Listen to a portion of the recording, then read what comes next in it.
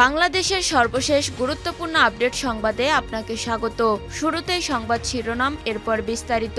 শুরুতেই জানিয়ে দিব, সবার সঙ্গে পরামর্শ করে গণমাধ্যম সংস্কার কমিশন ঘোষণা করা হবে। তথ্য ও সম্প্রচার উপদেষ্টা নাহিদ ইসলাম বলেছেন, সব পক্ষের সঙ্গে আলোচনা করে পরামর্শের ভিত্তিতে গণমাধ্যম সংস্কার কমিশন ঘোষণা করা হবে। তিনি বলেন, সাংবাদিকদের সঙ্গে দাসসুলভ আচরণের সুযোগ নেই। ওয়েস্টবোর্ড সহ সাংবাদিকদের বেতন নিশ্চিত করতে হবে। এরপর জানিয়ে দিব, সামিট গ্রুপের আজিজ খান ও তার পরিবারের সদস্যদের ব্যাংক হিসাব জব্দ। সামিট গ্রুপের চেয়ারম্যান মোহাম্মদ আজিজ খানের সকল ব্যাংক হিসাব স্থগিত জব্দ করতে ব্যাংকগুলোকে নির্দেশ দিয়েছে Bangladesh financial intelligence unit BFIU। রোববার 6 অক্টোবর ব্যাংকগুলোকে চিঠি দিয়ে এসব হিসাব স্থগিত করার নির্দেশ দেয় BFIU। এদিকে গাজীপুরে বকেয়া বেতনের দাবিতে শ্রমিকদের বিক্ষোভ। গাজীপুরে বকেয়া বেতনের দাবিতে বিক্ষোভ করেছেন পোশাক শ্রমিকরা। সোমবার 7 অক্টোবর সকাল 9টা নায়গ্রা টেক্সটাইল লিমিটেডের মূল ফটকের সামনে অবস্থান নিয়ে বিক্ষোভ করেন তারা। এদিন শ্রমিকরা মহাসড়ক অবরোধ করতে চাইলে আইন শৃঙ্খলা বাহিনীর সদস্যরা তাদের বাধা দেয়। পরে তারা কারখানার ভিতরে অবস্থান নেয়।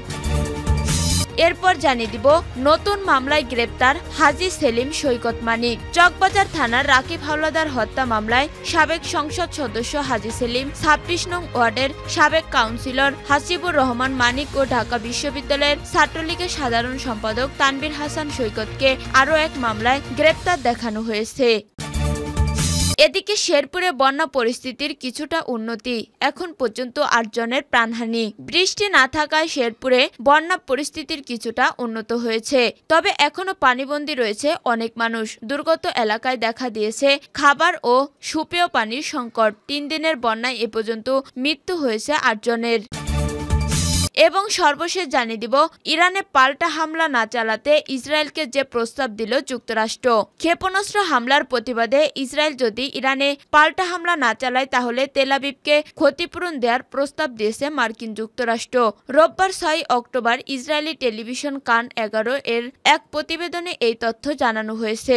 খবর দা জেরুজালেম পোস্ট। কান 11 এর কূটনৈতিক প্রতিবেদক অ্যামিচান স্টেইন বলেন, মার্কিন যুক্তরাষ্ট্রের কর্মকর্তাদের কাছ থেকে তিনি একটি প্রতিবেদন পেয়েছেন যেখানে ইরানের হামলার প্রতিবাদে ইসরায়েলে হামলা না চালালে ক্ষতিপূরণের প্রস্তাব দেওয়া হয়েছে। ইরানে কি ধরনের হামলা চালাতে পারে তা নিয়ে ইসরায়েল ও মার্কিন যুক্তরাষ্ট্রের কর্মকর্তাদের মধ্যে আলোচনাকালে ওই ক্ষতিপূরণের প্রস্তাব দেওয়া হয়। ক্ষতিপূরণ প্যাকেজে ইসরায়েলকে আরও কূটনৈতিক নিরাপত্তা প্রদান এবং অস্ত্র দেওয়ার কথা বলা হয়েছে। প্রিয় দর্শক, এতক্ষণ শুনছিলেন সংবাদ শিরোনাম, এরপর বিস্তারিত।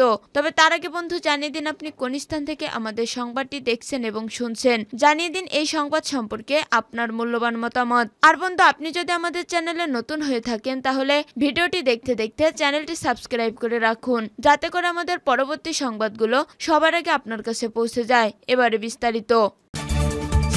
সবার সঙ্গে পরামর্শ করে গণমাধ্যম সংস্কার কমিশন ঘোষণা হবে। তথ্য ও সম্প্রচার উপদেষ্টা নাহিদ ইসলাম বলেছেন, সব পক্ষের সঙ্গে আলোচনা করে পরামর্শের ভিত্তিতে গণমাধ্যম সংস্কার কমিশন ঘোষণা করা হবে। তিনি বলেন, সাংবাদিকদের সঙ্গে দাসসুলভ আচরণের সুযোগ নেই। ওয়েস্টবোর্ড সহ সাংবাদিকদের বেতন নিশ্চিত করতে হবে। সোমবার 7 অক্টোবর সকালে জাতীয় প্রেস ক্লাবের সংবাদ মাধ্যমে সংস্কার নিয়ে মুক্ত আলোচনায় তিনি এসব কথা বলেন। তিনি বলেন, সম্পাদক ও মালিকরাই ওয়েস্টবোর্ডের বিরোধিতা করেন। অনেক প্রতিষ্ঠান ঠিকমতো বেতন দেয় না, আর ঠিকমতো বেতন না দিলে পেশাদারিত্ব ঠিক থাকে না। ওয়েস্টবোর্ড সহ সাংবাদিকদের বেতনের বিষয়টি নিশ্চিত করতে হবে। তথ্য উপদেষ্টা বলেন, সাংবাদিক সংগঠনগুলোর সাংবাদিকতা নিয়ে কাজ করতে হবে। সামনের দিনগুলোতে সাংবাদিকরা পেশাদারিত্ব নিশ্চিত করা এবং তরুণদের আগ্রহী করে তুলতে হবে। নাহিদ ইসলাম বলেন, জুলাই বিপ্লব সাংবাদিকদের জন্য একটা বড় কেস স্টাডি। এই অভ্যুত্থানে গণমাধ্যমের কেমন ভূমিকা ছিল তা নিবিড়ভাবে আলোচনা করতে হবে। নাহিদ ইসলাম আলো বলেন, জুলাই বিপ্লবের সময়ে ইলেকট্রনিক মিডিয়া কোনো কিছুই প্রচার করেননি। সামিট গ্রুপের আজিজ খান ও তার পরিবারের সদস্যদের ব্যাংক হিসাব জব্দ। সামিট গ্রুপের চেয়ারম্যান মোহাম্মদ আজিজ খানের সকল ব্যাংক হিসাব স্থগিত জব্দ করতে ব্যাংকগুলোকে নির্দেশ দিয়েছে Bangladesh financial intelligence unit BFIU। রোববার 6 অক্টোবর ব্যাংকগুলোকে চিঠি দিয়ে এসব হিসাব স্থগিত করার নির্দেশ দেয় BFIU আজিজ খানের পরিবারের 11 সদস্যের ব্যাংক হিসাবে তথ্য চেয়েছে বলে জানিয়েছেন সংস্থাটির একজন জ্যেষ্ঠ কর্মকর্তা।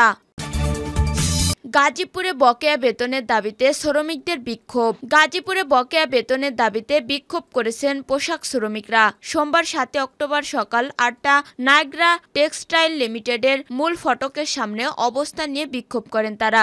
এদিন শ্রমিকরা মহাসড়ক অবরোধ করতে চাইলে আইনশৃঙ্খলা বাহিনীর সদস্যরা তাদের বাধা দেয়। পরে তারা কারখানার ভিতরে অবস্থান নেয়। শ্রমিকরা জানান, গত আগস্ট ও সেপ্টেম্বর মাসে বেতন পাওনা থাকলেও পরিশোধ করেনি নায়গ্রা টেক্সটাইল লিমিটেড কর্তৃপক্ষ।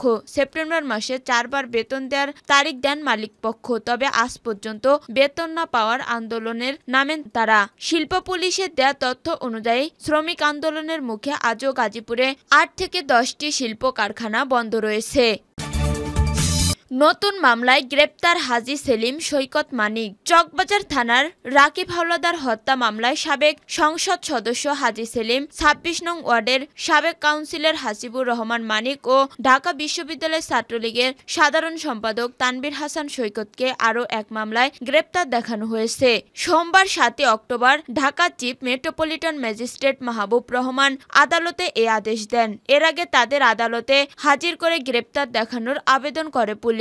গত 1 সেপ্টেম্বর দিবাগত রাতে রাজধানীর বংশাল থানাধীন এলাকা থেকে হাজী সেলিমকে আটক করা হয়। এরপর 2 সেপ্টেম্বর 10 দিনের রিমান্ড আবেদনের পরিপ্রেক্ষিতে আদালত তার 5 দিনের রিমান্ড মঞ্জুর করে। গত 14 আগস্ট গোপন সংবাদের ভিত্তিতে রাজধানীর খিলক্ষেত থানার নিকুঞ্জা আবাসিক এলাকা থেকে আত্মগোপনে থাকা অবস্থায় তানভীর হাসান সৈকতকে গ্রেপ্তার করা হয়। পরের দিন রাজধানীর নয়াপল্টনে কামাল মিয়া নামে এক রিকশা চালককে হত্যা মামলায় তার 10 দিনের রিমান্ড মঞ্জুর করে আদালত। প্রসঙ্গত, গত 5 আগস্ট রাজধানীর চানখারপুলে ছাত্র জনতার আন্দোলনে গুলিতে নিহত হন রাকিব হাওলাদার। এরপর তার বাবা বাদী হয়ে চকবাজার থানায় হত্যা মামলাটি দায়ের করেন। শেরপুরে বন্যা পরিস্থিতির কিছুটা উন্নতি, এখন পর্যন্ত 8 জনের প্রাণহানি। বৃষ্টি না থাকায় শেরপুর বন্যা পরিস্থিতির কিছুটা উন্নতি হয়েছে, তবে এখনো পানিবন্দী রয়েছে অনেক মানুষ। দুর্গত এলাকায় দেখা দিয়েছে খাবার ও পানি সংকট। 3 দিনের বন্যায় এ পর্যন্ত মৃত্যু হয়েছে 8 জনের। বন্যার কারণে জেলার 242টি প্রাথমিক এবং 84টি মাধ্যমিক বিদ্যালয় বন্ধ ঘোষণা করা হয়েছে। সেই সঙ্গে জেলার সব শিক্ষা প্রতিষ্ঠানকে আশ্রয় কেন্দ্র ঘোষণা দিয়েছে প্রশাসন। এমন পরিস্থিতিতে সবচেয়ে বেশি দুর্ভোগে রয়েছে শিশু ও বয়স্ক নারীরা। টানা ভারী বর্ষণ ও উত্তেজনা থেকে নেমে আসা পাহাড়ি ঢলে স্মরণকালের ভয়াবহ বন্যার কবলে পড়ে শেরপুরের 5 উপজেলা।